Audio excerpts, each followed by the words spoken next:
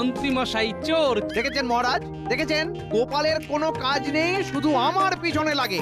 আনন্দ পাই। বাংলার ইতিহাসে এমন কিছু চরিত্র আছে যাদের নাম শুনলেই মুখে হাসি ফুটে ওঠে। তাদের মধ্যে অন্যতম হলো গোপাল ভাঁড়। কিন্তু প্রশ্ন হলো, গোপাল ভাঁড় কি সত্যিই ছিলেন, নাকি তিনি শুধু লোক কাহিনীর একটি কিংবদন্তি চরিত্র? আজকের ভিডিওতে আমরা জানার চেষ্টা করব গোপাল ভাঁড়ের ইতিহাস, তার গল্প এবং বাংলা সংস্কৃতিতে তার প্রভাব। ধারণা করা হয় গোপাল ভাঁড় 18 শতকের নদিয়া রাজা কৃষ্ণচন্দ্রের রাজসভার একজন রসিক ও বুদ্ধিমান সভাসদ ছিলেন। তবে তার জীবনের অনেক তথ্যের নির্ভরযোগ্য ঐতিহাসিক প্রমাণ পাওয়া যায় না। তাই ইতিহাসবিদগণের মতে গোপাল ভাঁড়ের জীবন নিয়ে প্রচলিত অনেক ঘটনাই লোককাহিনী হিসেবে পরিচিত।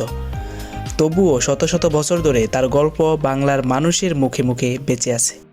গোপাল ভাঁড়ের সবচেয়ে বড় শক্তি ছিল তার অসাধারণ উপস্থিত বুদ্ধি। তিনি কঠিন সমস্যার সমাধান করতেন হাসির মাধ্যমে। প্রচলিত গল্পগুলোতে দেখা যায় তিনি রাজা কৃষ্ণচন্দ্রের কঠিন প্রশ্নের উত্তর দিতেন মুহূর্তের মধ্যেই। কখনো লোভী মানুষকে শিক্ষা দিতেন, কখনো অহংকারী ব্যক্তিকে নিজের ভুল বুঝিয়ে দিতেন, আবার কখনো সমাজের বন্ডামিকে ব্যঙ্গ করতেন। তার গল্পগুলো শুধু বিনোদনের জন্যই নয়, প্রতিটি গল্পের মধ্যে লুকিয়ে থাকে শিক্ষা, ন্যায়বোধ এবং সাধারণ মানুষের জীবনের বাস্তবতা। গোপাল ভাঁড়ের গল্প যত জনপ্রিয়, তার বাস্তব অস্তিত্ব নিয়ে ততই বিতর্ক রয়েছে। অনেক গবেষক মনে করেন তিনি বাস্তব ব্যক্তি হতে পারেন, আবার অনেকের মতে বিভিন্ন মানুষের বুদ্ধিদীপ্ত গল্প একত্র হয়ে গোপাল ভাঁড় নামে একটি কিংবদন্তি চরিত্রের জন্ম হয়েছে। তাই গোপাল ভাঁড়কে নিয়ে আলোচনা করতে গেলে ইতিহাস এবং লোক কাহিনীকে আলাদা করে দেখা গুরুত্বপূর্ণ।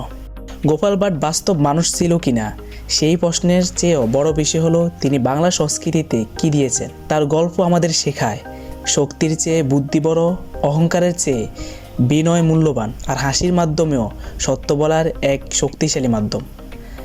আজও শিশু থেকে বৃদ্ধ সবাই গোপাল ভাঁড়ের গল্প পড়ে আনন্দ পায়, শিক্ষা নেয় এবং বাংলা সমৃদ্ধ লোকসাহিত্যের সঙ্গে পরিচিত হয়।